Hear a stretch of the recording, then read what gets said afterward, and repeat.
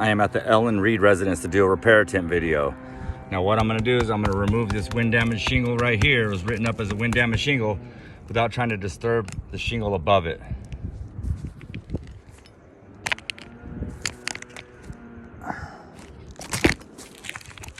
I'm gonna start by making sure the shingle that I'm removing isn't adhered to the shingle below it.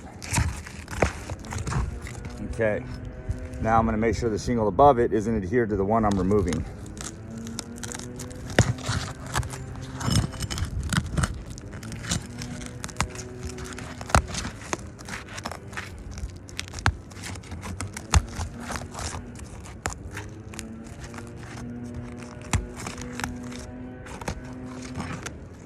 Okay, now I'm going to remove the wind damage book of shingles from the decking.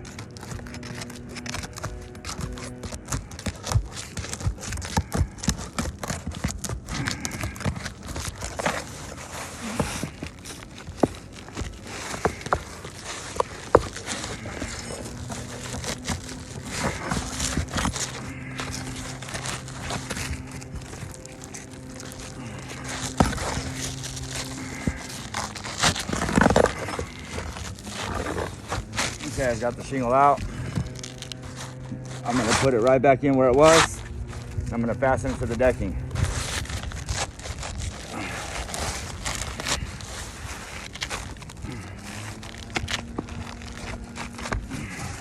I'm gonna do so using an 1¼ roofing nail and this roofing snake.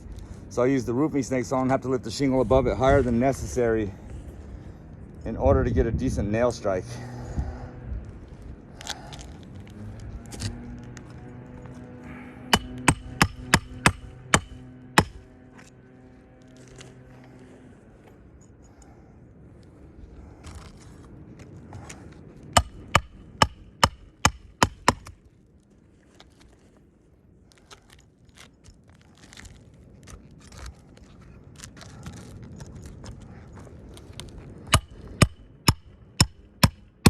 Okay, shingle's back in. So in the process of this repair attempt, this is the shingle I removed and put back. You can see the lifting of the shingle here because it's real hard to get this fastener out in the back.